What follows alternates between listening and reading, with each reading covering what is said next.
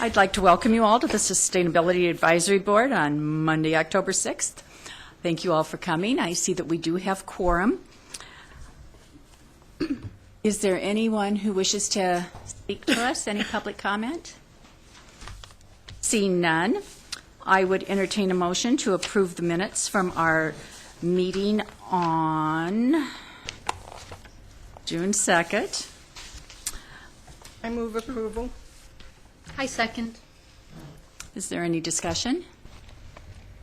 Okay. Let's vote to approve as written. All in favor? Aye. Great. That was easy. Tonight, we're very fortunate to have a speaker from the Citizens Climate Lobby. Dick Smith is here to share with us what the Citizens Climate Lobby is all about, and I invited him because I think that this is also incredibly pertinent to our ICLEI milestones, and I think that some of this information is going to help us understand why we should be doing those milestones too. So with that, let's welcome Dick, and he will teach us lots of awesome stuff. Thanks, Margie. I am from Madison. I'm a retired judge down there. I had a retirement plan. It was pretty simple. I was going to run, hike, bike, and play. It wasn't going to be any climate change stuff. And instead I've become what I guess I'd call an accidental activist on climate change, just about anything involved with it. I'm here tonight representing Citizens Climate Lobby, and we are pursuing a fee and dividend solution at the federal level. It's a revenue-neutral carbon tax. Let me walk you through this a little bit. Tonight I've got one yardstick for success. It's the same one everywhere. I'm here because I need some help. There's no way we're going to be able to solve this climate problem alone. My yardstick for success today is it's great you're here to listen and learn, but I sure like to have some of you say, you know what, I'd like to help lead, and that I'd like to give you a hand with this kind of a problem. Let me give you a sense of Citizens Climate Lobby, and then I'll go into our proposal. CCL, that's Citizens Climate Lobby, is a mouthful. I'll call it CCL, is a concept that says the world does not need one more angry group. We are not an angry group. We don't have a lot of rules, but we only have one, and it's a doozy. You need to respect and appreciate your member of Congress, that's an MOC, and his or her staff for their public service. They've got a tough job to do. We understand that. We're looking to build some long-term relationships with members of Congress and their staff. Our goal is a fee and dividend bill. I'll explain more about that later. It's a form of a revenue-neutral carbon tax. Citizens Climate Lobby has no dues. We're strictly a membership organization. We need time and talent. We don't need the money. And most of what we do involves a two-step process. People getting educated about the proposal and then getting involved, getting political. So I'm in some good company. In June, we make regular trips to Washington. One of the things about CCL, it's organized by congressional districts around the country. Right now we cover about 85% of the districts. We have over 200 chapters across the United States. Some of them, of course, within cities cover multiple chapters. 605 of us were in Washington in late June. We spent the better part of a week lobbying our delegations. We had 507 meetings, separate meetings with members of Congress. So we had quite a week there. It's not, this is a typical lobby group. We have a team leader, she, because we have a lot of she's. They make good leaders. Snow White there would lead the group. We have a lot of docs, some bashfuls, very few grumpies, a lot of smileys. We work in small groups. This is too difficult a problem to solve alone. So we work as a team. We're not all amateurs. CCL's advisory board is actually pretty impressive. It includes Dr. James Hansen, who's on our board. Probably the nation's best-known climate scientist. He's a former NASA director. He was at GISS, the Goddard Institute for Space Studies. So his most impressive is the work of Citizens Climate Lobby. If you want to join the fight to save the planet, to save creation for your grandchildren, there's no more effective step you could take than becoming an active member of this group. We've also got George Shultz. George is a Republican icon. No American has held more cabinet positions than George Shultz. If you don't look at the right, you'd get a gold star if you could name them all. The thing about Mr. Schultz is he's not just a respected Republican. In his prior life, he was the chairman of an economics department, and not just any economics department, but the one at the University of Chicago. And for Republicans, his views on economics are pretty important. We also have one of Time Magazine's 100 most influential people in the world. Dr. Katharine Hayhoe was named this year. She's on CCL's advisory board as well. How many of you have seen Years of Living Dangerously? Any of that Showtime series? Okay, it was a 9-part series on cable network Showtime. She was featured prominently. She's an evangelical Christian who was married to an evangelical Christian minister. Together they've written a book talking about why evangelicals should care about climate change. She's an incredible woman.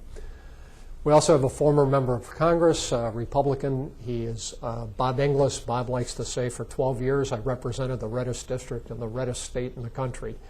He was down in South Carolina. I believe him. I met Bob several times. I can tell you he and I don't agree on a lot, but we agree on everything connected with climate change. He is working very hard on this issue.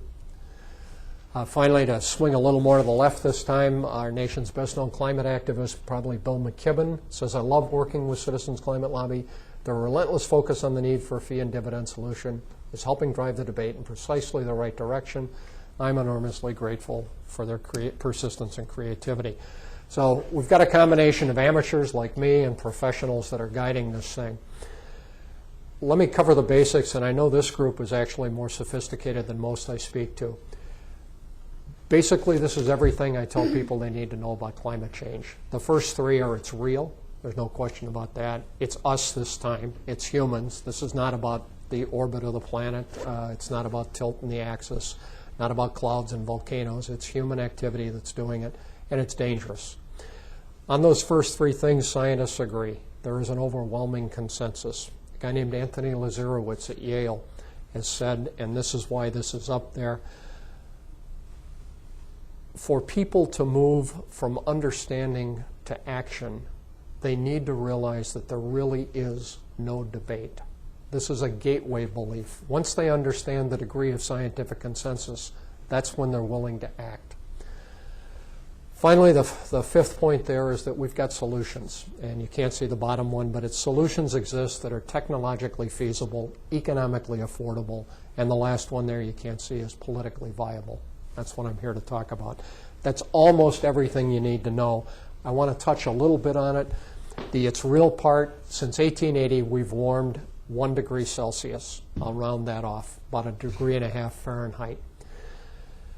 This time it's us. Since 1950, all of the warming, this is from the International Panel on Climate Change report this year, 2014, all of the warming was caused by human activities.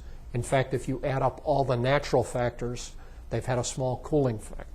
So since 1950, to a 95% degree of certainty, all the warming that's occurred is caused by humans, and it's dangerous. The number I'd like to plant out there that you understand is the consensus on this, that if we warm 2 degrees Celsius beyond where we were in about 1750, the start of the Industrial Revolution, that's the threshold for danger. Now, we're already seeing effects at a little under 1 degree that a lot of people thought we would not begin to see until we got closer to 2. But the consensus opinion still is 2 degrees warmer is the threshold for danger. 2 degrees doesn't sound like a lot, but if we went 5 degrees in the other direction, we'd be back in another ice age, and northern Wisconsin would be under 2 or 3 miles of ice. So 2 degrees is actually a pretty big number. To stay below 2 degrees Celsius, there are two 80% rules of thumb. They are not connected in any real way. It's an accident of math that they're both 80%. But we need to reduce CO2 emissions, carbon dioxide emissions, into the atmosphere by about 80% by 2050. To do that, we need to keep 80% of the known reserves of fossil fuels in the ground. And by that I mean coal, oil, and natural gas. I won't get into this, but somebody owns that. And that's what's making this a rather difficult fight. We're telling people 80% of what they own, whether it's privately owned or state-owned, has to stay in the ground if you and I and our kids are going to have a safe planet. Okay. The gateway belief. How many of you have a smartphone? Okay, almost everybody here. When I'm with an audience of college kids, I tell them, get them out, we're going to have a contest. And I say, Google scientific consensus on global warming as fast as you can, and then get me the Wikipedia entry. So when you go home tonight, don't take my word for any of this, just go look it up. The consensus on what I've told you is overwhelming. If you look at it by National Academies of Science, you'll see it's 38-0 in terms of the statements that, and when you Google this and look at the Wikipedia entry, it's the second entry. It's always, it still stayed there, the second entry. And just start scanning that and look at the consensus on that it's real, it's us, and it's dangerous. If you look at the National Academies of Science, 38-0. If you look at individual scientific organizations like chemists and agronomists and meteorologists, it's in the hundreds to nothing. If you look at peer-reviewed articles for the last 20 years, 500-1 in terms of deniers versus people that accept the IPCC's formulation. And if you look at the authors of those peer-reviewed articles, it's 1,000-1.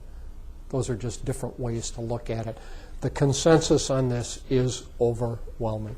But like I said, don't take my word for it. Go take a look at it. I also want to talk about the solutions just briefly. And delay and pray. Well, to stay under 2C, to stay below 2C warming, you need to have technically feasible technology. You need to be able to deploy. Delay and pray is not a strategy. That's a disaster.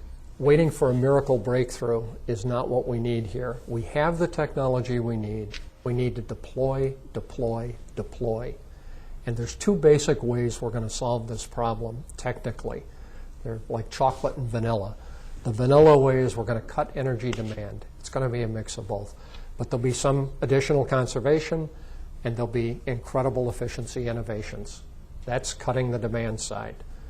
The second part of this, and that'll be in the early years, that's the low-hanging fruit. That's the easy stuff to do. It's cheap, it's easy, it's almost free. The second part of this is ramping up alternative energy. And it'll be a mix of wind, water, solar, and some nuclear. Probably not too much nuclear here, but in other countries. So we've got the technology. That isn't the problem. It's also economically affordable. When you go home tonight, check me on this. Get out your smartphones again. Pull out a compound interest calculator and put $100 in there. And then multiply it by 1% a year. Give yourself a 1% growth rate out to 2050. So you go for 35 years. You'll see that your $100 nest egg grew by 142%. So if GDP grew by 1% annually for the next 35 years, we'd all be 142% richer. What the IPCC economists say is that solving global warming will slow that growth by 0.06% a year. So take the same $100, multiply it by 0.94, and you'll see that you will be 139% richer instead of 142% richer. But you will have a stable climate. Those are the kinds of costs we're talking about. Anybody who tells you this is going to break the bank, kill the economy, is selling you something else. So quick review. It's real, it's us, it's dangerous. Scientists agree on this, there's no debate. And we've got solutions that are technically feasible, economically affordable, politically viable. I need some help here. Can somebody stand up and ask me a question? Dick, why didn't you Timing. become a comedian? I have no sense of timing. The answer is timing. This is what makes global warming unique. Okay, it is a unique social problem. The first 5 things I told you, almost anyone who starts looking at this knows. Those are the basics. This is the advanced course. We have a 10-year problem, a 1,000-year problem, and a 100-year problem. You need to understand these or you're not going to understand why it's so important. It is urgent. The 1-degree warming we've already have is irreversible, and the 100-year problem is that this global warming is potentially unstoppable. Let me explain. Here's the 10-year problem. If we're going to stay below 2C, that threshold for danger, CO2 emissions need to peak by 2022, and they need to drop significantly, at least 3% a year, at least to 2050, probably for the rest of the century, or we will cross the 2C threshold for dangerous warming. We are running out of time. Climate change is a unique problem, and it really does come with a time limit for taking effective action.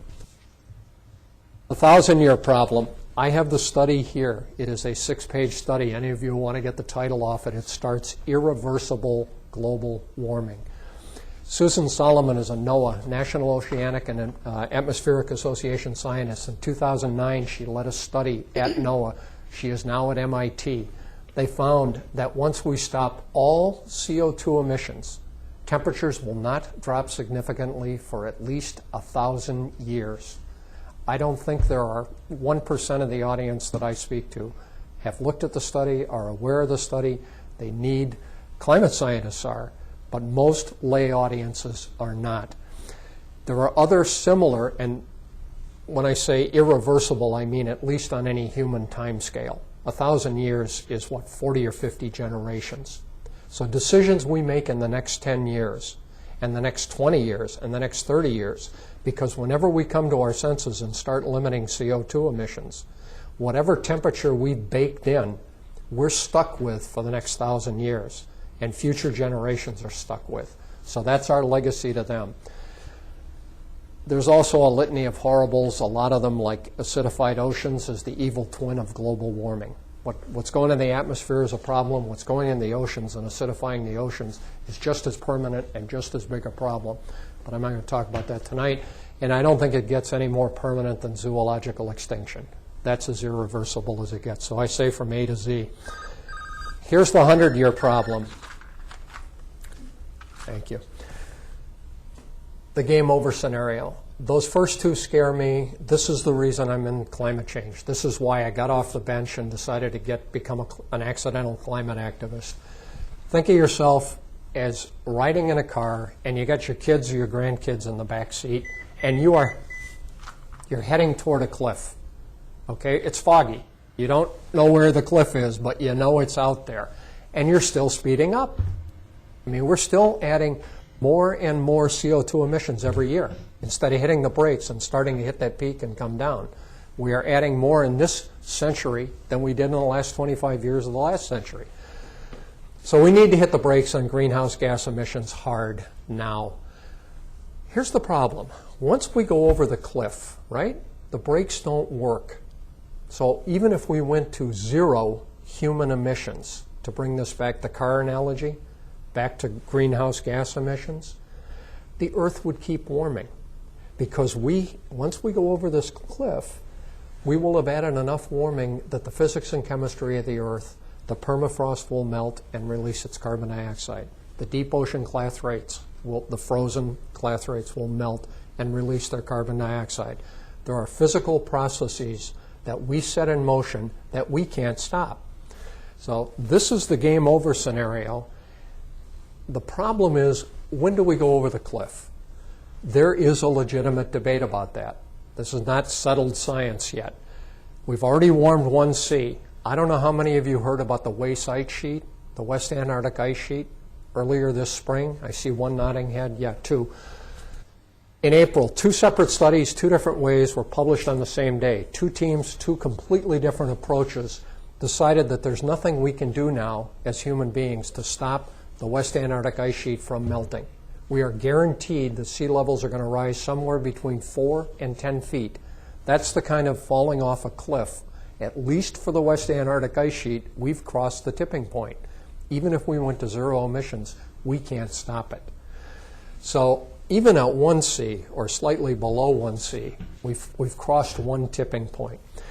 In terms of the game over scenario, at 2°C, yeah, it's possible, but not likely. I think the scientific consensus would be we can cross 2°C and we're not done yet. We're in trouble. It's dangerous, but we're not done.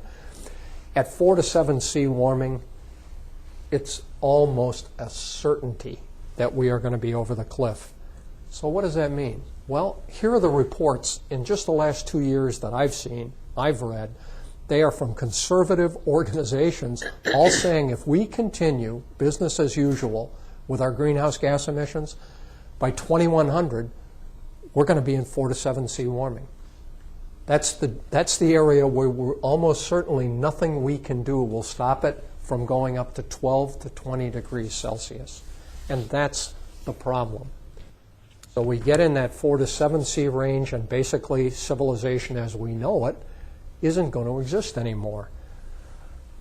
What do? Well, the answer is obvious. We enact a revenue-neutral carbon tax. That's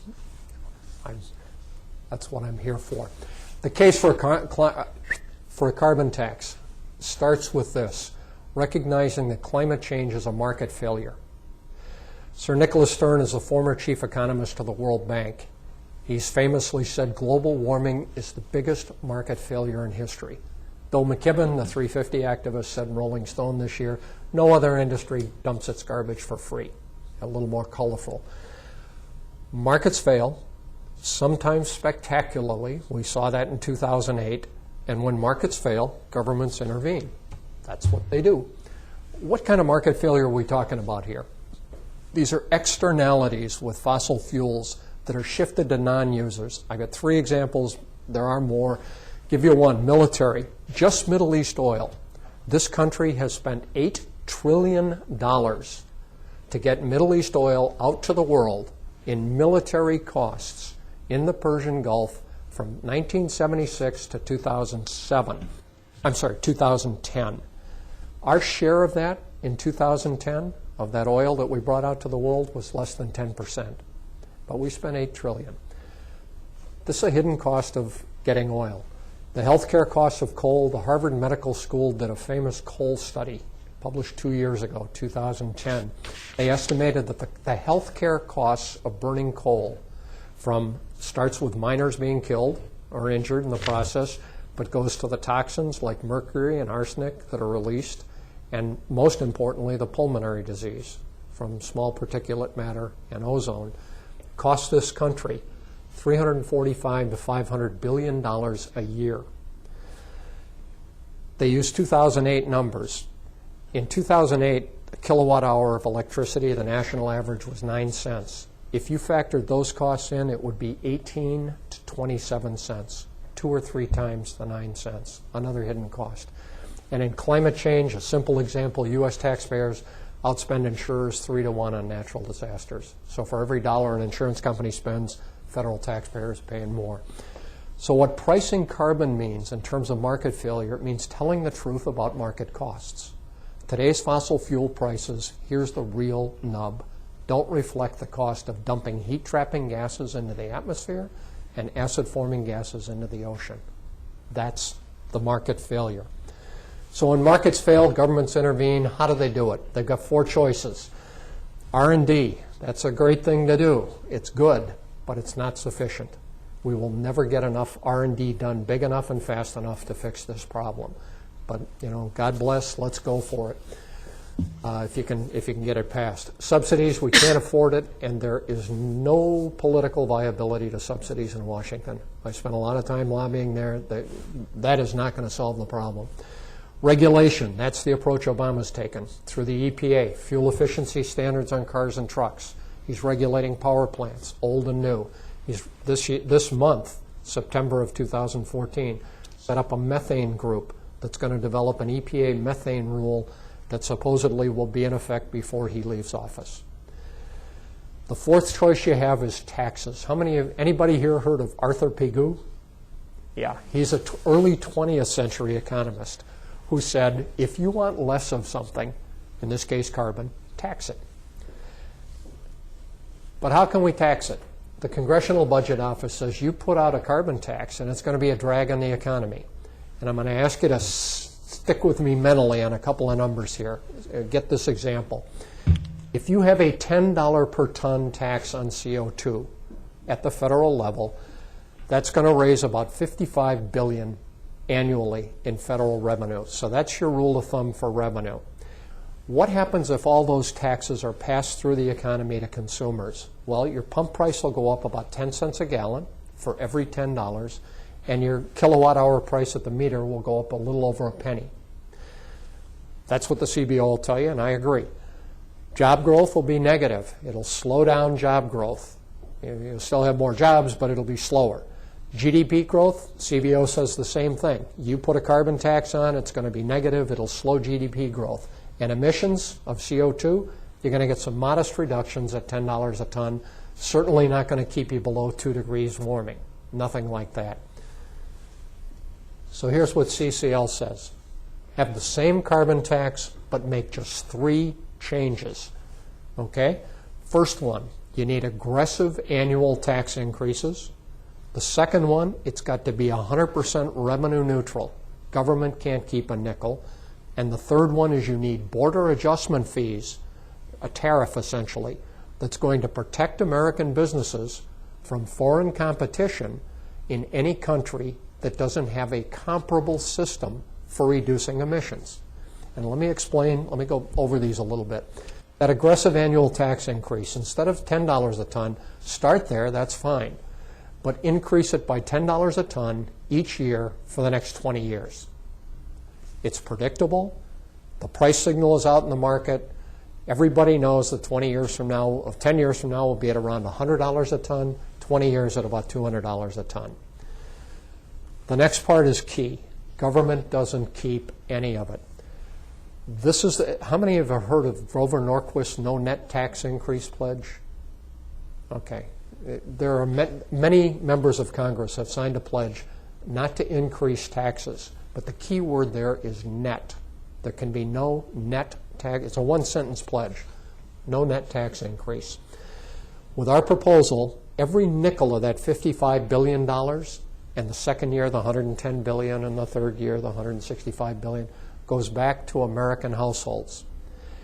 Everybody will get an equal per capita share. Now, I only see one person in this room other than me who might be retired and getting a Social Security check. I get a Social Security check every month. That's what we're talking about here. Take the $55 billion that's coming in, and each month give it back in checks, just like Social Security, but with one difference. Everybody's check is for the same amount. You and I and Bill Gates, we all get the same amount. The first 2 kids in a family get a half share. If you do it that way, 66% of American households will break even or come out ahead. They will get as much or more back in those monthly checks. No matter how high the tax goes, you keep sharing it, and they will break even or come out ahead compared to what they pay in rising energy costs. The reason for that is energy use is so linear. You want to see a straight line curve, look at income and energy use. The higher income people are the ones who've got cars and boats and planes and more of the above. They fly. That's why this works. So all the money has to go back. And what is actually happening here, if you put the tax on, I didn't say this at the beginning, this tax is only one time. It's at the wellhead when it comes out of the ground and you sell it, or when it comes across the border. So it's at the first point of sale. That's it. Easy to collect, just like a sales tax. All these companies pay sales taxes now. So you take it from the fossil fuel companies and you give it back to American consumers. 75% of our economy is a consumer spending economy. That's what drives jobs. That's what drives GDP. You're putting the money in the hands of people that are going to spend it. The last part is pretty straightforward. I don't have to beat on that. The border taxes are based on the carbon content of the products that are imported from countries that don't, like the China or India problem. You know, what are you going to do with China and India? You don't need a treaty. This is perfectly legal under WTO, under 2 different sections. Okay, so what happens if you make those 3 changes? Regional Econometric Models Incorporated is a private sector firm based in Amherst, Massachusetts. They've been in business since early 1970s, about 40 years now. They are not a think tank. They are a for-profit business. Their job is to run tax policy changes and say, what will the impacts be? They work for the American Petroleum Institute, the Chamber of Commerce, and they work for labor unions. They don't care. They are viewed as they are the best independent source of information outside of, I would say, the CBO, or the Congressional Budget Office. They also have finer detail. The CBO won't do state level or county level. Regional econometric modeling does that. That's why a lot of state governments, including Wisconsin, work off a REMI model. There are 47 of the 50 states that use REMI model to do their economic projections. So it's a sophisticated firm. They are quality people. They ran this proposal with those three changes: the aggressive tax increase, the border adjustment fees, and 100% revenue neutrality. What you find, jobs go from negative to positive. 10 years out, assuming the tax started in 2015, 10 years out in 2025, you'd have 2.1 million extra jobs because of the tax change.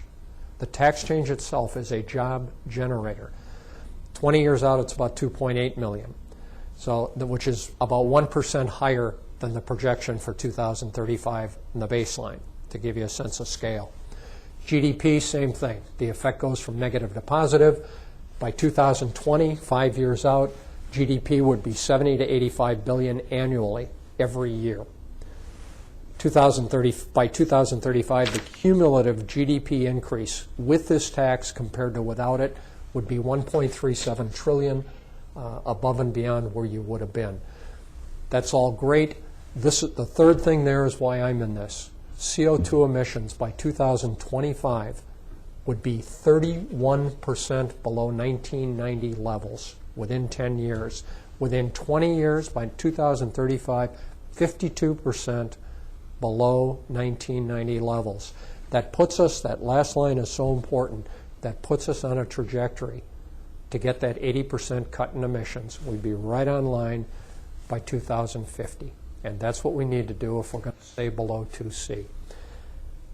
We are briefing members of Congress on this now. We have two briefings set up. Maria Cantwell is going to host one in the Senate on November. Let's see. It's either November 18th or 19th, and John Larson from Connecticut is hosting one in the House on the opposite date.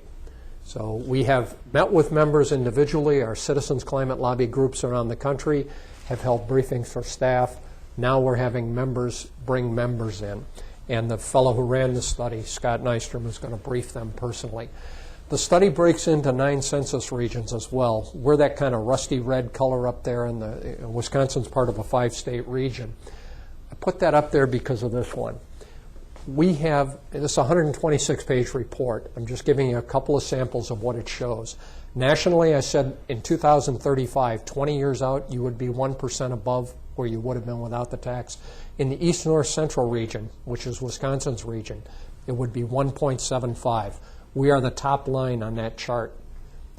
So we benefit most from a carbon tax in this state in terms of jobs. This is the GDP curve year after year.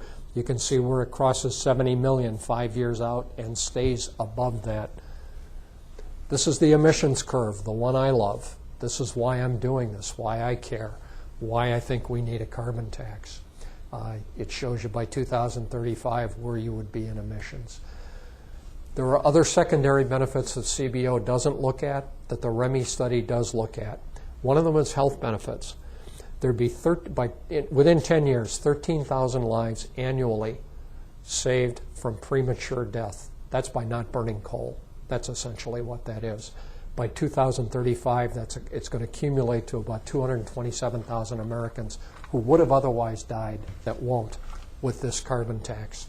And as I said earlier, most American families, the dividend's going to exceed the new taxes.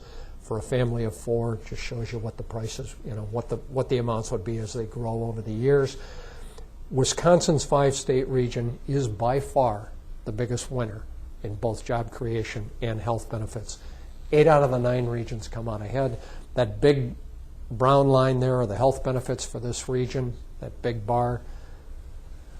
This just shows that as the dividend rises, as the energy prices rise, the dividend rises. It's important to understand that. That's the only way to maintain political support for a tax of this level. And they've done this in Canada. They've done this in Sweden. There is support for this. I mean, this is not just fiction or make-believe. So, quick review. It's a lot of stuff I've thrown at you. I want to get it simple again, the KISS approach here. There are 3 elements to our proposal. The first is a fee on CO2, only at the first point of sale. Start small, $10 a year, increase it by 10 a year for 20 years. Second is the dividend, give every nickel back. And the third is the border fee on imports to protect American businesses. That's it. You can write this bill. A couple of years ago, we had a test version of it. Pete Stark in California put it in. It was a 7-page bill. Cap and trade, 1,660 pages. This is 7 pages.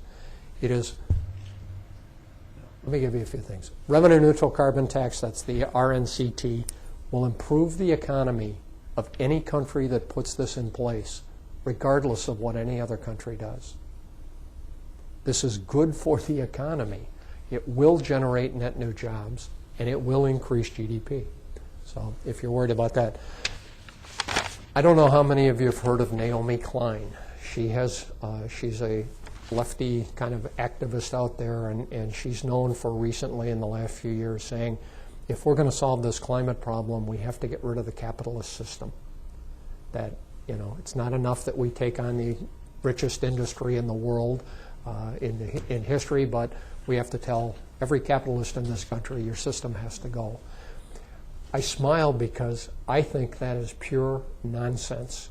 If you look at our proposal, and this is the reason we are so well received in Republican offices, we are betting the farm on free market capitalism to solve this problem. We need to correct a market failure, and that's been well documented. But our principles are based entirely on put the tax on and let the market operate. And look, I'm going to run through these quickly. What are the principles behind the tax? First of all, it's got to reduce emissions, enough to stay below 2C warming. So you need the aggressive tax increase. It has to be revenue neutral. I've discussed that. Progressivity, you bet. Most carbon taxes are viewed as regressive. Not if you give it all back. 2/3 of American households actually come out ahead. There's a slight redistributive aspect here. It's comprehensive. So the first reason is why scientists like it. The second reason is why Republicans like it. The third reason, Democrats got to have progressivity. The fourth one there, this is why economists like it. You can't evade the tax. It's comprehensive. Cap and trade is on 1,440 stationary sources in Europe. No transportation, no housing, just the 1,440 largest emitters. This is a comprehensive tax. You put it on one time and let it work its way through the economy.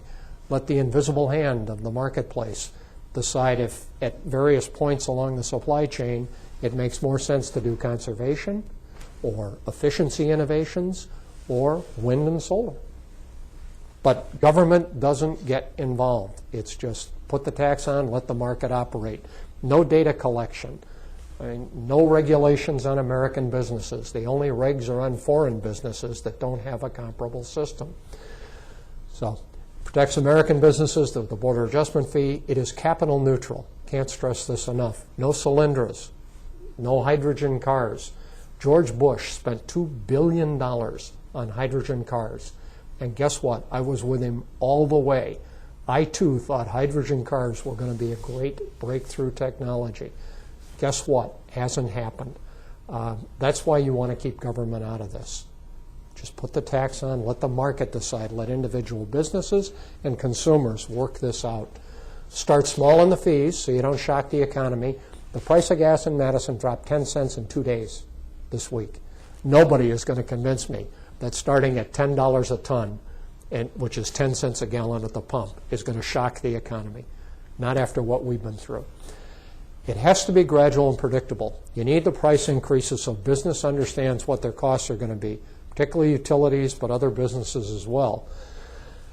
One of the problems with cap and trade, I think it's the fatal Achilles heel, and why it really won't work, is cap and trade regulates a quantity, not a price. And businesses truly do not know, and particularly utilities, what their prices are going to be under cap and trade. They fought it hard, and they won. I don't see any reason why they're not going to win again. This is something that the CEO of Exxon has said, I won't support cap and trade. I do support a carbon tax. Shell all of the, I say all of the big oil companies, and I got to be careful. I know those first two, and I'd have to go back and check my facts. Exxon has the biggest number I've seen anywhere of $80 a ton figured into their long-term strategic planning. They think that's what the price of carbon is going to be soon. Disney is at $35 a ton. So there are varying levels where corporate America, large corporations, are looking ahead and saying, we see that carbon needs to be priced. The only question is, we're going to do it a smart way or a dumb way? Okay, I beat on that. Domestically, this is easy to administer. I mean, this is not cap and trade. This is not trading permits and auctions or any of that. And the international cooperation, I think, is easy to achieve. I'll tell you, as somebody who's looked at this, I see no way that we are going to agree internationally on a cap and trade system and share permits, and I think it's an insurmountable problem. This, at least, we don't really need to worry about what any other country does. We should do it for good economic reasons, but if other countries don't play and reduce their emissions, then they aren't going to be importing into this country without paying a fee. That's the stick we have. My own guess is that stick will never be used, that it'll be used to negotiate a bilateral treaty with the major emitting countries, so that your Chinas and Indias and Brazils and South Korea, if they don't have comparable systems for reducing emissions, we will end up negotiating a bilateral treaty to do that, so that we avoid ever having to put that border tax in place. But without that club, you're not going to get a bill through Congress. You've got to protect American businesses. Okay, a few other quick things, and then I'm done. I'll take any questions you have. I've been out here doing this last couple of years. There are two reasons that people tell me they think this is politically hopeless. They say, Dick, this is a great idea, but it'll never happen because Republicans will never support it. Nonsense. We have I've been lobbying in Washington. I can tell you, in these small groups, behind the scenes, we don't even argue about climate change. Even in most Republican offices, that's not an issue. They get it. And most Republican members of Congress understand that the fringe of their party has captured the center on this issue, and they would like to get it back. But without a primary opponent, thank you. Now, what's going to happen, and I think it will happen in 2015, you will see a group of probably Republican senators, but perhaps Republican House members, jump together. And when they jump, I am absolutely convinced it will be some form of revenue-neutral carbon tax, the way I'm describing. That is the common ground here for both Republicans and Democrats. We need Republicans to get involved. Let me give you a little sense of this. Voters, every poll will show you, and I've got them, I collect them, that Republican voters, the majority of them, support action on climate change. There's a beautiful one from last summer, that's just Republicans under 35, 726 Republicans, who were given a list of descriptive terms to define people who deny climate change. 53% said that deniers are out of touch, ignorant, or crazy. This is the future of the Republican Party. Their members know this. And most Republican members of Congress are not deniers. That is, it's just simply mythology. We also desperately need their leadership. We are not going to do this without bipartisan cooperation, and that's what CCL is about. I'd point out to you the economic advisors to every president since Jimmy Carter now support a carbon tax. Greg Mankiw, who was George W. Bush's, he says a carbon tax is the closest thing to a free lunch that economics has to offer. He's now a Harvard economist. He does a blog called the Bogovian Blog for a carbon tax. That's George W. Bush's advisor. Marty Feldstein did an op-ed in the Wall Street Journal. These people are serious about this. The 4 former Republican EPA administrators, last summer when Obama proposed his power plant regulations through EPA, he brought together these 4 men and Christy Todd Whitman, the last 4 Republican EPA administrators, and they all supported him. They all said, we support Obama's EPA regs. We've got to get this under control. But they said in their op-ed and in their statement to the press, a market-based approach like a carbon tax would be the best path to reducing emissions. And it goes on to say, but we don't think Congress is going to do that, so we support regulation. There's the risky business study, came out in June of this year. Hank Paulson, who was the Treasury Secretary when the crash happened in 2008 for George W. Bush, he got together with Mike Bloomberg and Tom Steyer, the three billionaires. They asked an interesting question. Usually people look at government intervention and say, what's the cost of business? They looked at a different question. What's the cost of business if government does nothing about climate change? I don't have time to go through it. It's much worse. That's what they've shown. Why do Republicans support a carbon tax? Well, a revenue-neutral carbon tax is the closest thing to a free lunch that economics has to offer. Lindsey Graham said a couple of years ago, my concern is every day we delay trying to find a price for carbon is a day that China uses to dominate the green economy. So Republicans get this, faith-based groups get it, defense diplomacy, development groups. I wanted to touch on this one. 3 of the 4 richest companies in America. This is the 2012 Fortune 500. I should update this, right? But I doubt it's changed. 3 out of the 4 are fossil fuel companies, and in the world, it's 8 out of the top 9 are fossil fuel companies.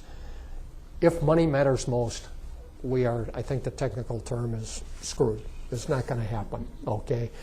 We need to make some changes. In politics, the antidote to money is people. Politicians do, our mantra is that first line, politicians do not create political will, they respond to it. And our job as citizens is to create the political will on climate change. And my feeling, especially with a group as educated as this, on this problem, is if people like you leave all the heavy lifting to people like me, it ain't gonna happen. We won't act big enough and fast enough to fix this problem. So you've been real patient. Thank you. I'd love to answer any questions.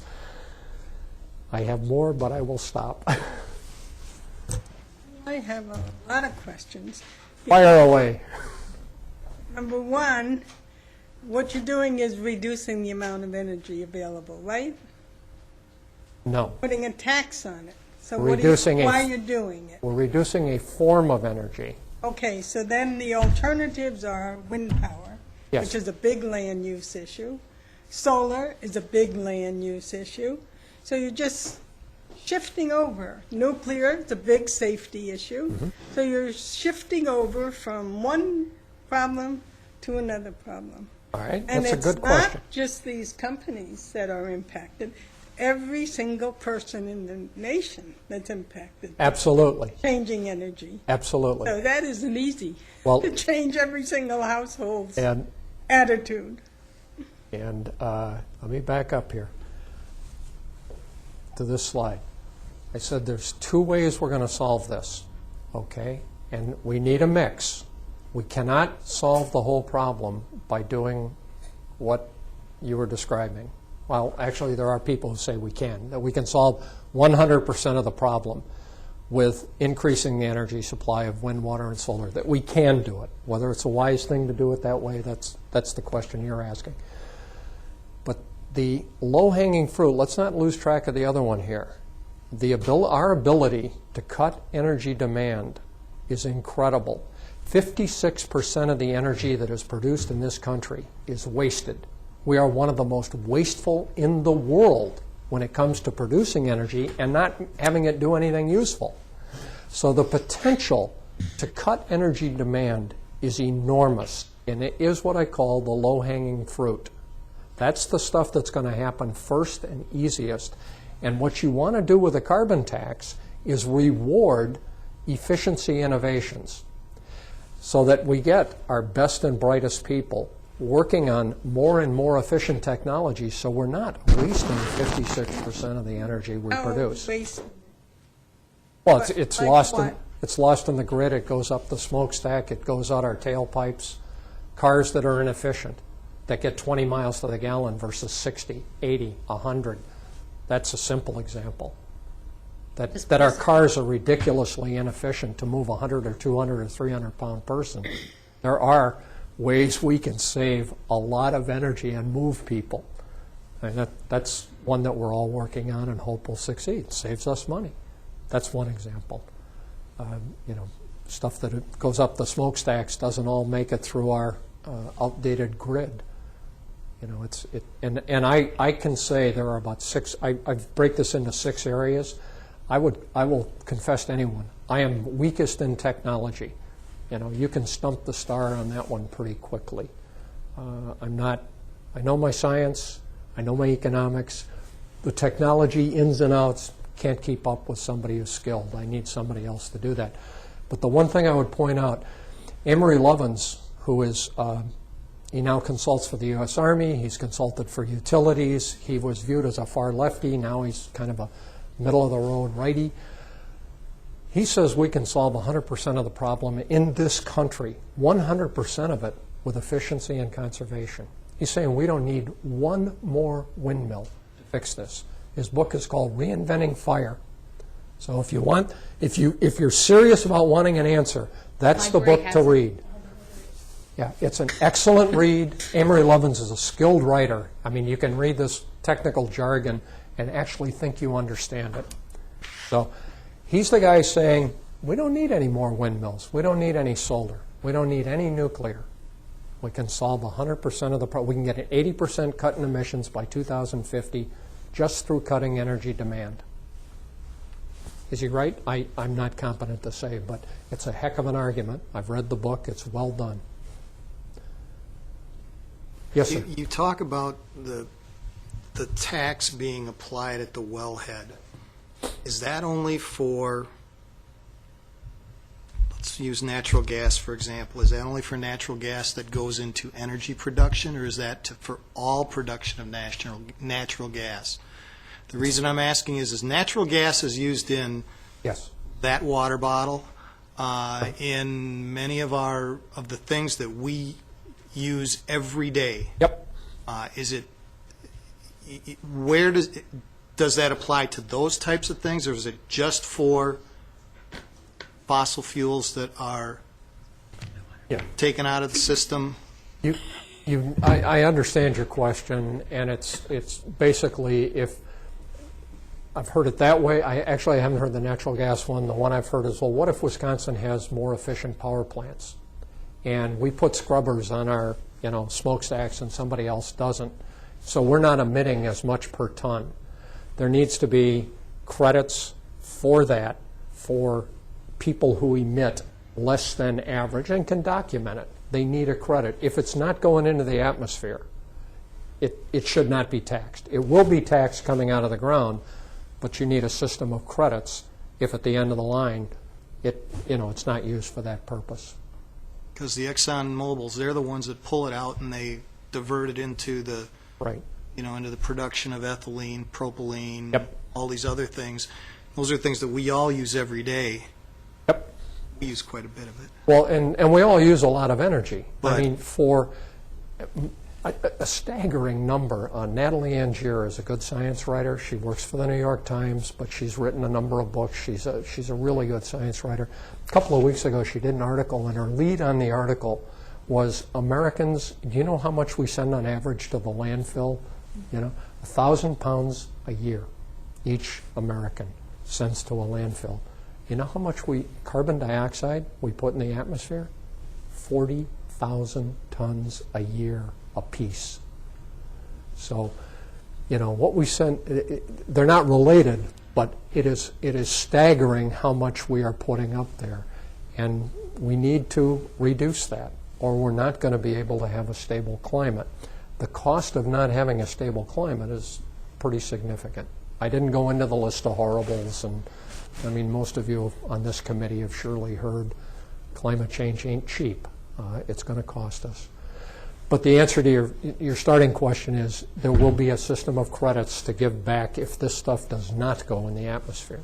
You don't want to tax things where it's used for making plastics or some other product. The only problem I have is when you mentioned there would be a system of credits, you mentioned a 7-page bill as opposed to you've now brought in a whole new set of circumstances. There are at least 3 agencies that will be involved in rulemaking. You can't avoid rules. I mean, I am talking about a 7-page bill. I think our actual bill is going to be about 25 pages when it goes in next year, but a couple of years ago, we had a 7-page bill that, got scored. You're going to need the Treasury Department to distribute checks. They're very good at it. They can do it very cheaply. I mean, that's, one part of the dividend process.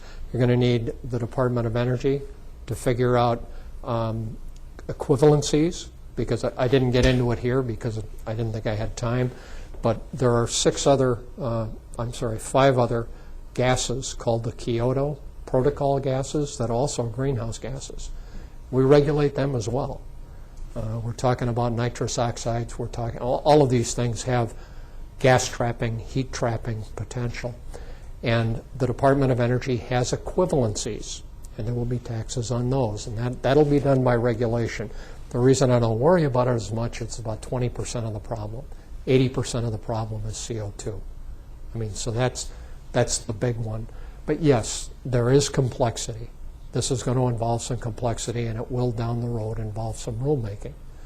But I think you're going to get that on any kind of system. Question is, the bill is very transparent. I mean, it's pretty clear to Americans what's going to happen in terms of their consumer costs. Individual businesses, they'd have to be looking at it. But I don't think you're going to find a simpler approach anywhere. But I appreciate the question, though. Somebody else? Okay. Are you going to leave your talk with us by any chance, or is there a way we can access it online Yeah. so I can review the slides? Sure. I will get it tomorrow. Okay, that would be great. That would be very helpful. Easy. I've left it everywhere.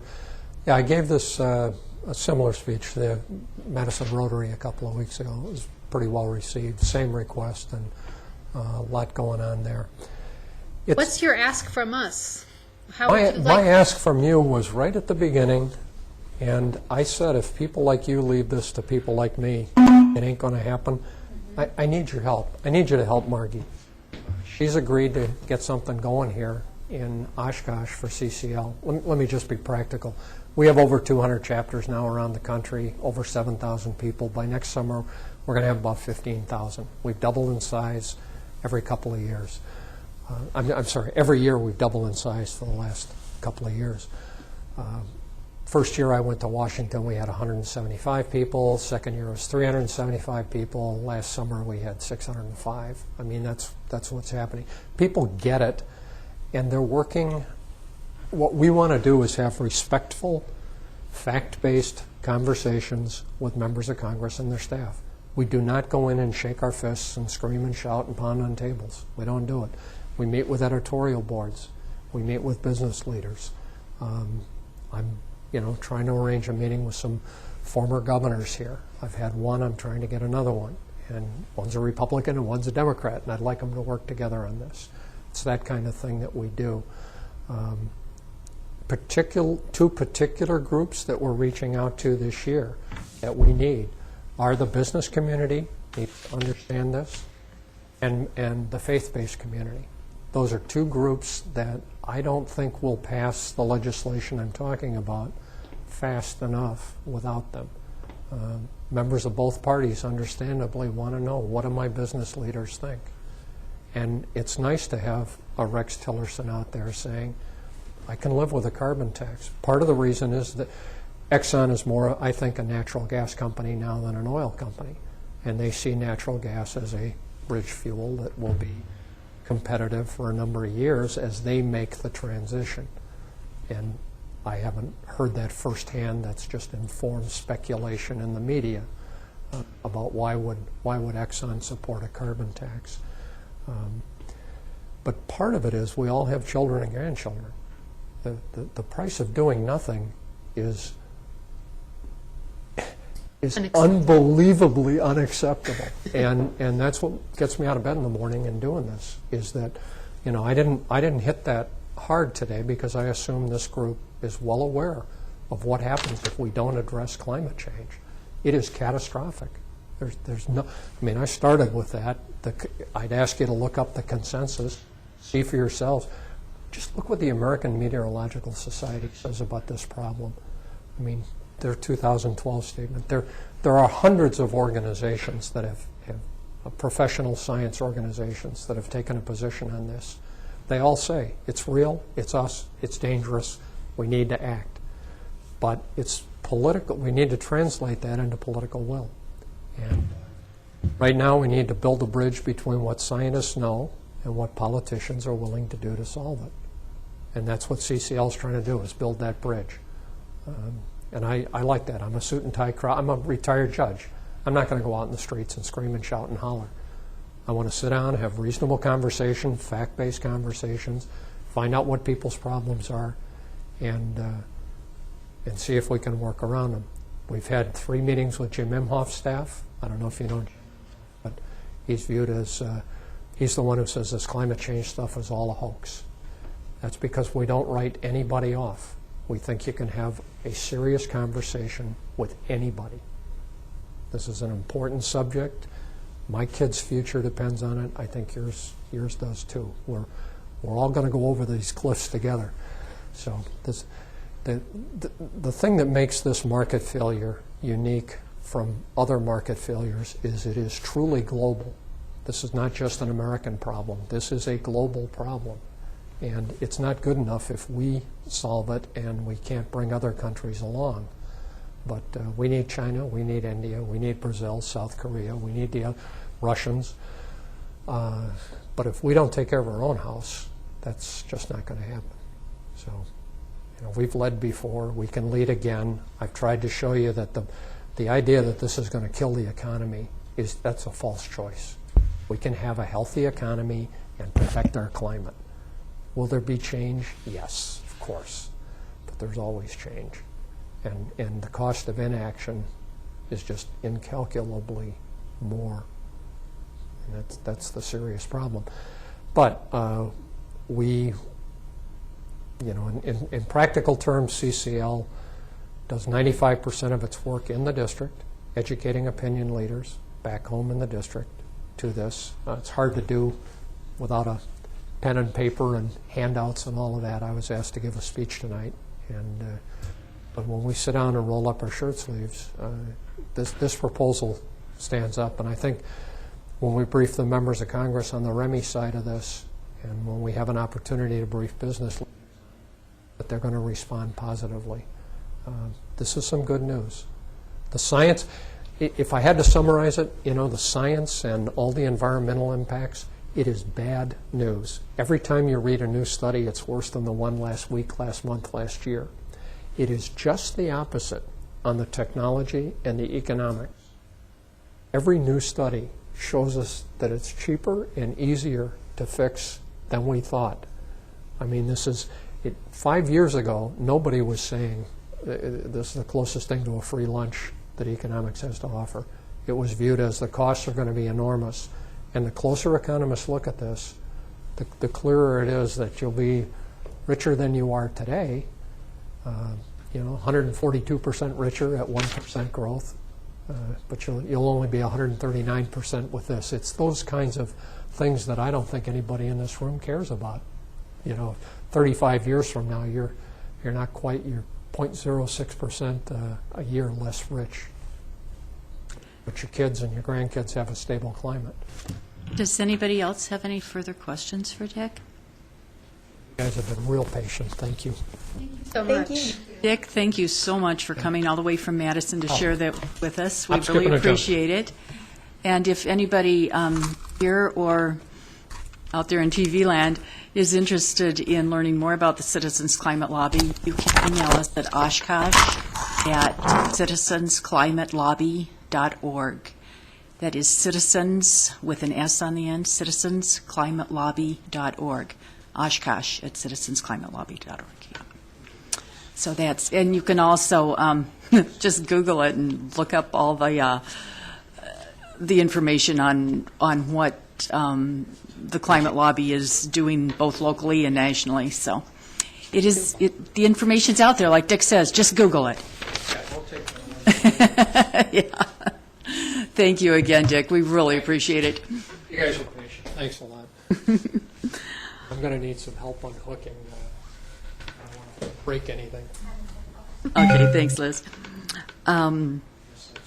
Okay, well, the next thing on our agenda tonight is, actually, would anybody mind if we moved 6 up above 5? 6 is the Shoreland Restoration Report. Okay, let's do that next. The Shoreland Restoration Report, letter of support. You all received a copy in our packets. Liz has given us an updated one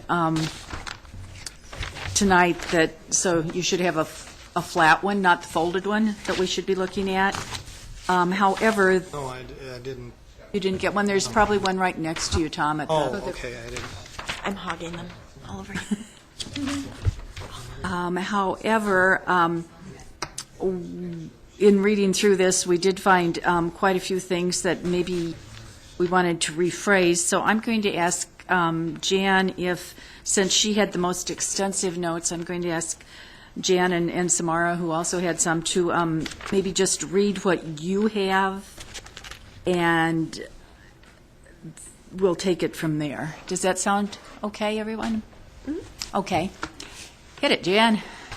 Okay, I'll just say in preface to this that I belong to an organization, CNRA, that was founded, the first environmental organization in Wisconsin, 1951.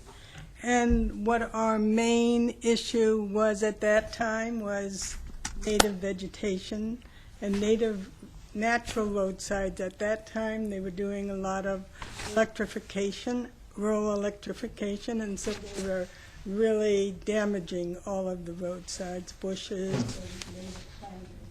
So this organization was formed to promote native vegetation. So I've written a lot of letters, and it kind of has its own language. So to me, when I read this, I just felt like I had to make changes while I was doing it. So it doesn't really speak against what whoever wrote this. Was that Kim, whoever wrote this? It's kind of a group effort. Right? So anyway, the first sentence stays the same. The City of Oshkosh Sustainability Advisory Board is writing to express our full support of the Menominee Park Area Restoration 5-year plan for the following reasons. 1, protects against polluted runoff. And then I put periods after all of those little statements. Native plantings have deep roots with the ability to absorb water and filter out polluted sediment before it enters the lake. And I put periods at the end of these sentences too. Discourages geese by providing a biological barrier. Geese will not make an area their home if they cannot see water. Decreases algae growth. Decreasing runoff reduces nutrients in water, which in turn reduce algae. Protects the shoreline by reducing erosion. Native plantings stabilize soil through their roots. Their leaves and flowers shield the soil from the impact of rain and snow melt. Improves aquatic habitat. Native plants provide important food and shelter for fish, birds, and other wildlife. And I don't know about this, reduces noise created by motor boat traffic on the water. It's not exactly in the parallel structure, and I don't know if that's really true. We can discuss that. And the next one is requires fewer city, and city has a lowercase, resources for maintenance, human and financial. Native plantings do not need regular mowing or watering. This restoration area is maintained by a volunteer group who in spring mow and rake plant debris one time only. Occasional weeding is required. Enhances the overall condition of Lake Winnebago, which is a key component to our economy and quality of life. And the last one I added is provides a rich visual environment. a variety of plants and bushes have more appeal than mowed lawn to the water's edge. Occasional weeding is required. Being a resident in the city of Oshkosh means having the great fortune to be located on Lake Winnebago, one of our greatest natural resources. It is our responsibility, along with the responsibility of all of the communities surrounding the lake, to protect the water, which is integral to our quality of life and our economy. The Menominee Park Area Shoreline Restoration 5-year plan is a proactive approach addressing the issues Lake Winnebago faces. The Oshkosh Sustainability Advisory Board strongly recommends that this plan be adopted for the health, vitality, and economy of Lake Winnebago and the city of Oshkosh. And I think Samara had felt that these should be in a different order than their Yeah, just kind logically. so logically kind of the biological effects. So the first sentence would say protects against polluted runoff, then decreases algal growth would be 2, 3 improves aquatic habitat, 4 protects the shoreline by reducing erosion. Oh, sorry, I was just going to hand you my sheet of paper. Okay, that's fine. And 5 discourages geese by providing a biological barrier. And I'm with Jan for striking reduces noise, because it doesn't make sense within the context of everything else. And unless there's like research done on this, I don't feel comfortable saying this because I don't know that it reduces noise. I had found that in, I don't know, something when we were in the working group with this, but I have no problem with leaving that Okay, out. let's leave it out. I mean, we have I much don't more have good citations reasons for doing it, so, yeah, I'm fine with that. Anyhow, but I go with the parallel structure then comment that Janet made. And then the other two, just leaving them the way they are. The final 2 bullet points are fine as far as logical order. So you have 1, 5, 2, 4, 3, and then the rest are the same. Then 6, 7, strike 8. and then leave the other 2. And we were adding the provides a rich visual environment possibly. Right. Jan. Yep. And that would be fine as the last I'm going to pass bullet. this.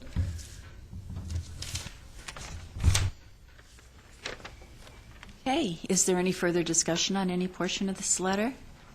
Well, I mean, we were given something in our packet, and then we were given something else tonight, which was just seen, and now basically, this is a total edit. Mm-hmm. None of us saw any of that total edit. I'm a little uncomfortable with, basically, you got a brand new, policy here. We did just, It is substantively. it's basically the same It's the information same. in different verbiage. I think it's just spoken a little bit more eloquently with Jan's experience from her working with I can tell you, if the city council took a resolution that was published, and then basically, even though everything was still technically the same, but there was a significant redrafting of it, I think people would be a little concerned about. I'm not against what the issue is here, but the fact is it's like, this is a total rewrite of it. It is, but I don't think there was any change in the substance. It was just really, I think, reiterating, driving home some different points, adding in a little more verbiage, but the substance And make has it more not pleasant to changed. read. All right. Yeah, and then the other is I just have I've reviewed this, and there's 13,000 feet of shoreline. What is the total amount of over this? What's the vision of this shoreline restoration? How far does it go? Does it cover, at what point? Do we Have stop? you read the Yes, 5-year management? because, well, and again, I'm not against it. I mean, I've been there. But at what point, it is still a community park. There are people that want to see, just basically be able to see out to the lake. Mm-hmm. And that's part of what it was. So how how many feet of shoreline, and there's two things here, it says, 250 feet, I think, right now, but what's the long-term vision of this? The 5-year management plan talks about, adding it behind the utility and different places that aren't actually in view of most of the public. It doesn't affect any of the view of the shoreline. I don't know if you had a chance to read through the 5.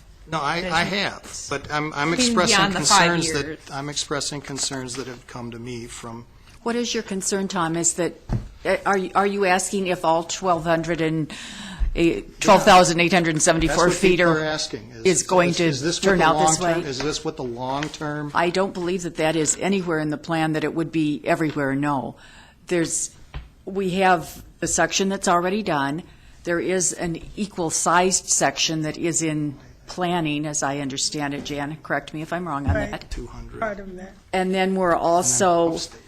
not we, but the group that's doing this is proposing, which consists of so many groups, is proposing a few more locations where, like by the pump station, where it's Right. visually unattractive as it is, and we might as well help solve all these problems for Lake Winnebago in an area where it won't impact anybody's vision. Well, there's Right. people that That's think one of the that- premises of that. Isn't is that- Excuse Go me, ahead. just let me answer your question. One of the premises of this plan is that it will not impact anybody's view, because that's what the problem has been. Nobody's really objected to having shoreline restoration. They object to having their view, and there were 2 or 3 households that objected. So the premise of any future restoration site will be that it will not impact anyone's view.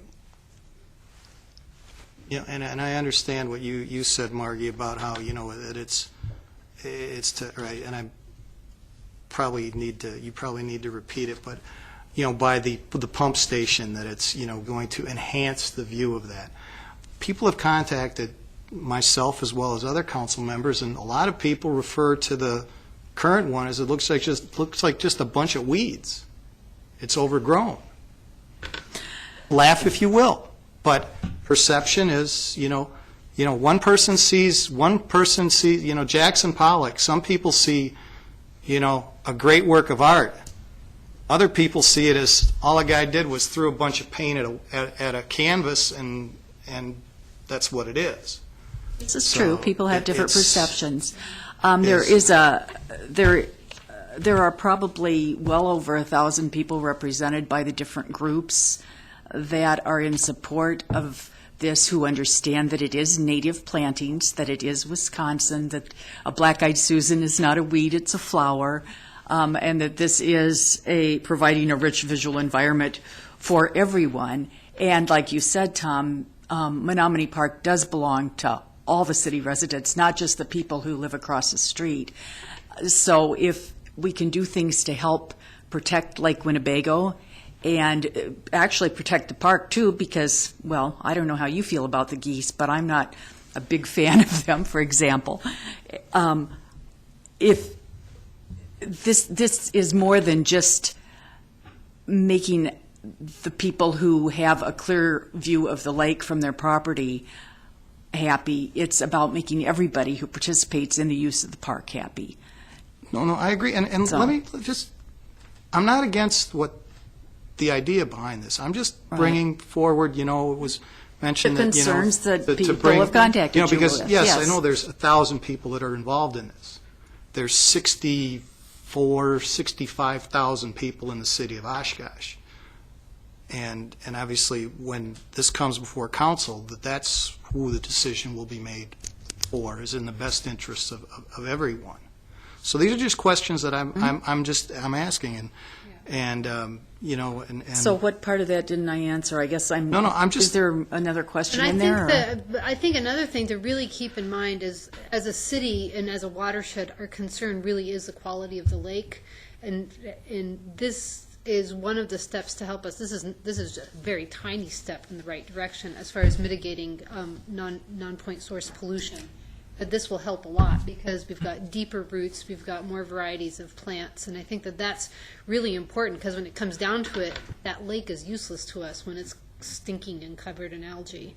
And if this can help reduce that and then we all win because we all are trying to clean up the lake, and it's a watershed problem. It's not an Oshkosh problem. Like upstream all of the Yeah, farmland. Yeah, it's- yeah. So I mean, you know, And I mean, and the Yeah. thing is it's nice, it's nice, I understand it, and it does help out. So, but it's just, you know, the key concern I have is on acting on this tonight is that basically we've got something that was given to us, something new, and now we've got a total redraft of it. So, Is there a reason why we have to act on this tonight? Yes, there is. Oh, and what is that reason? The meeting. Because this is going to be on the Parks Board agenda, and then it will be taken to council before we have another meeting scheduled. Well, if Tom objects to it, I mean, he does have a valid point. I mean, what we've done is essentially make it more fun to read and more educational, but we can leave it as it was, and I would still vote for it. I'm just, you know, I'm just saying, I'm I mean, just- I would rather have us vote for it if we could get your vote on the original one than on the amended one, because I think it's really important that our voice be heard at this Parks meeting. I didn't. Does that make sense? Yeah, but I never said that I was going to vote against it. I'm just making a point of that, you know, this is not the right way to do things, is bring something in, because if this was brought before council and something was out like that, I can guarantee you that there would be feedback.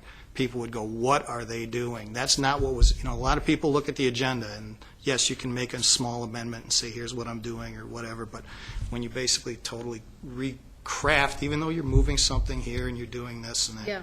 I guess that's why I'm glad I'm on an advisory board, which gives us a little less formality and a little bit more. And you have the- two the- educators here where every mistake we find, we're like, the oh, luxury of a we little can't bit more stand that. leeway here, No, yeah. that's right. And Well, I mean, and what? I have what 16 would years you of suggest? developing policy, and I know how I that understand works, that, and- Tom, and yes. it's- And so it's, I'm just, so I mean, just is, Well, Can I I would like just to call a ask vote what on you would- I'm this. fine. I Could mean, I just ask what you would suggest? I mean, like I did this afternoon, do you think I should have sent it to everybody?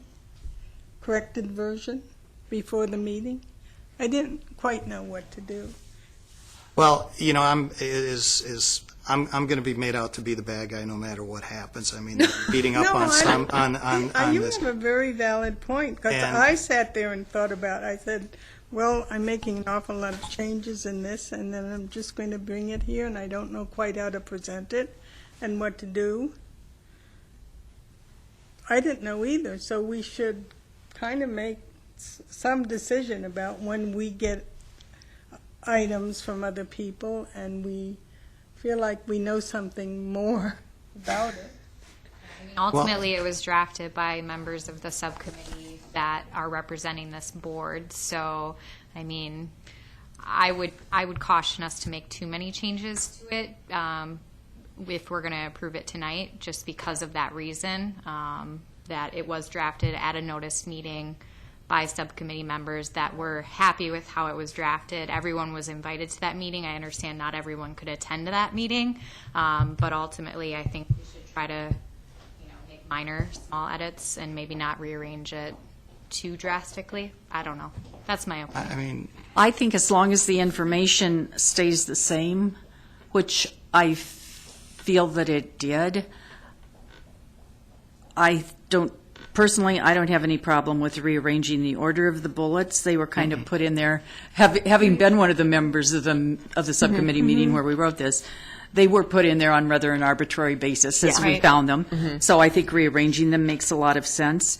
And in listening, and I was listening very carefully to what Jan was reading, I don't feel that the rewording of the different points did anything except clarify.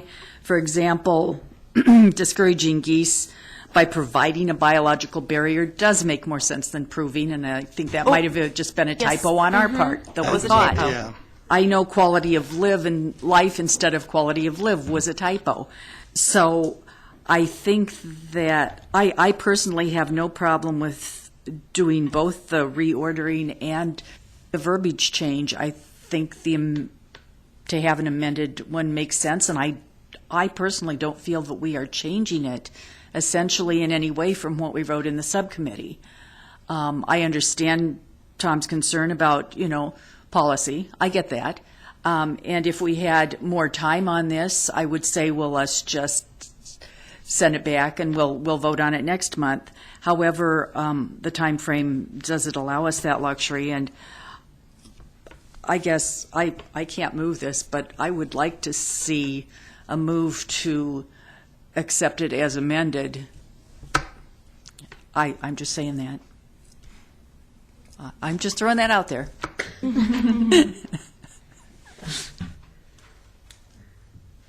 Well, in the spirit of goodwill, I will move to approve it as amended. But Thank you, Tom. We got to be Thank careful you. of Yes. how this is done is do. in the future. Yes. Yeah, And well, then you have that a we- way more experience than we do. I mean, we come together once a month. I mean, you do Yeah. this frequently, so you know the rules. I will second. Can we take a vote on that, on the amended version as spoken before? All in favor? Aye. Those opposed? Thank you all. Jan, will you make sure that Lizzie gets a corrected copy of that? Yes, I will type it, because I don't think you can read my writing. Otherwise, it was televised, so I'll just. There you go. I will send a copy to Kim so she can make. Okay, having had our discussion and action on our Shoreland Restoration Report Letter of Support, let's go back to the subcommittee reports. I know they're not very extensive. We did meet both our reports. We did meet as both an Environmental Resources Subcommittee and as a Climate Change Subcommittee. Is anyone wanting to volunteer for either of those subcommittees, or do you want me to just tell you what we did, or go for it? I would say our last meeting, really, the main substance of the meeting was working on the letter of support for the 5-year plan. That was the bulk of our environmental resources. Yes. Yes. Yeah, it was. We worked on that. You were there, Jan. It was hard. It was so hard to do it without you. Oh, it's easy for me to edit it. We did also discuss climate change. Well, we did have that subcommittee meeting, but we didn't really advance anywhere on that during that meeting. So I don't know if there's any significant report there, Michelle. No. I want to say for the Environmental Resources Subcommittee part, though, that we did also review the last Parks Board meeting where we watched people's concerns This is and true. heard those that were not in favor of the plan, to hear what they had to say and to, see what we were working with. So We wanted to be sure we understood their concerns. exactly. So, Yep. before we wrote our letter. Thank you for adding that. I'd forgotten that. Okay, our next full Sustainability Board meeting is going to be on Monday, December 1st. We will be having subcommittee meetings on Monday, November something at the first of the month.